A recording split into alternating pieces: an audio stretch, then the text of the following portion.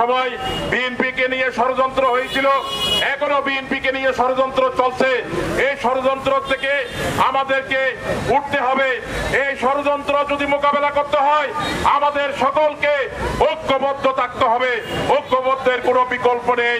সাথী ভাইরা আমার, আপনারা দেখতে পাচ্ছেন 5 আগস্টের পরে হাসিনা যখন এদেশ থেকে তার সংসদ সদস্যদেরকে নিয়ে, মন্ত্রী মিনিস্টার, আমলা, পুলিশ সহ তার সমর্থকদেরকে নিয়ে যখন পালিয়ে গিয়েছেন, তখন এরপরে দেশ পুনর্গঠনের পরিবর্তে আজকে যারা বিপ্লবের নাম দিয়ে বিভিন্ন জায়গায় চাঁদাবাজি, তদবির, টেন্ডারবাজি সহ বিভিন্ন কুকর্মের মধ্যে লিপ্ত হয়েছে।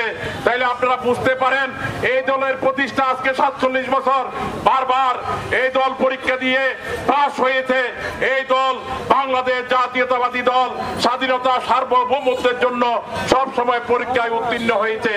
বসুন্ধরা টিস্যু অশুদ্ধতার বিরুদ্ধে এক বিন্দুও ছাড় নয়। আরেকটি দল 1971 সালে আমাদের নেতা শহীদ রাষ্ট্রপতি জিয়াউর রহমান যখন স্বাধীনতার পক্ষে যুদ্ধ করছিল, এই স্বাধীনতার বিরোধিতা করেছিল জামাত ইসলামী। সেই জামাত আজকে পিআর পদ্ধতি চায়। পিআর পদ্ধতির অর্থ হচ্ছে আপনি ভোট দিবেন বোয়ালখালী, এমপি হবে নেত্রকোনা, ময়মনসিংহ। এই হচ্ছে পিআর পদ্ধতি। সাথী ভাইরা আমার, আমরা এই পিআর পদ্ধতি চাই না। আমরা আমাদের গণতন্ত্র, সাধারণ মানুষ যে এইভাবে ভোট দিয়ে তার স্ব এলাকায় ভোট দিবে, তার পছন্দের মানুষকে ভোট দিবে, পছন্দের মানুষ সংসদ সদস্য নির্বাচিত হয়ে সরকার গঠন করবে। এইটাই হচ্ছে আমাদের নেতার কথা।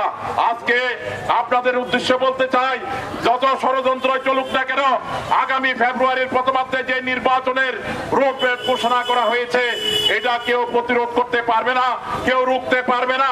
এই ষড়যন্ত্র ইনশাআল্লাহ শহীদ জিয়ার আদর্শের সৈনিকেরা বেঁচে থাকতে এই ষড়যন্ত্র আমরা সফল হতে দিব। আমরা বিগত দিনেও ছিলাম, এখনো আছি, ভবিষ্যতে আমরা বিএনপিকে নিয়ে তার উপর আমরা মোকাবেলা নিতে আমরা দলকে আছি।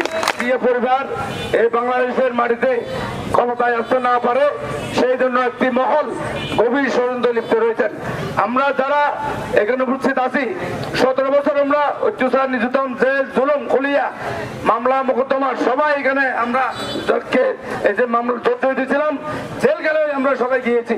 কিন্তু আমাদেরকে একচুলো আমাদেরকে পিছু করতে পারেন নাই, এবং আজকেও পারবো না, আগামীতেও পারবো না। আমরা যে পরিবারকে নিয়ে, বিএনপিকে নিয়ে আগামীর ক্ষমতার বর্ষতে যাতে যেতে পারে, এদেশের জনগণকে সাথে নিয়ে আমরা কাজ করে যাবো।